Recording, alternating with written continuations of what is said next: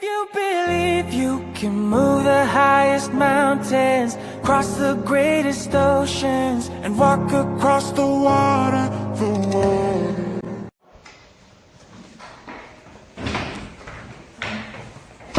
A jeste vidjeli ono tijelo? Joj, a ti njezine debele noge.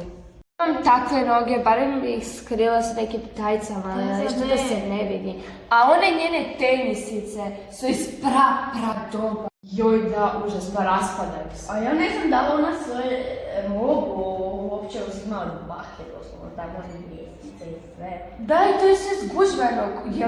Jel ona ima peglu kod kuće? Izgleda kao da je krava zažvakala. Haj!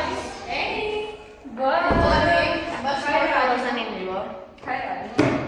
A ukratko, mali tračevi. O matki, o tjelesnom, o dobru. Dobar dan, profesorice. Dobar dan.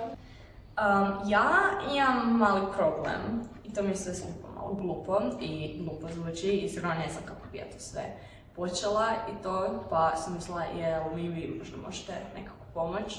Dobro, draga, daj sjedni i ispričaj mi što se dogodilo, pa da zajedno nekako uspijemo riješiti taj tvoj problem. Pa to je da se osjećam loše jer družim se sa jednom ekipom iz razreda i ne sviđa mi se ono što ta ekipa radi, a to je ogovaranje drugih.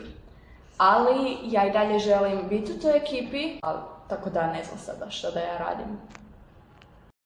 Samo uvijek budi svoja i stoji iza svojih riječi koje si rekla i pitaj te svoje prijateljice kako bi se one osjećale da bi neko njih ogovarao. Mislim da se baš ne bi osjećale ugodno i moraš im se suprotstaviti, moraš im reći šta ti misliš. U redu, hvala profesorice i da, pričat ću s njima, ali mislim da taj razgovor neće baš biti lagan.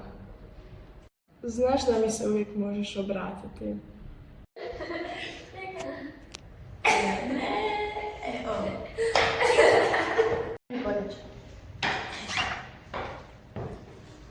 Haj. Bo, kako si? Sigurno. Ne čini se tako. Da, ajde poznajemo te, šta je bilo? Ajde, reci nam.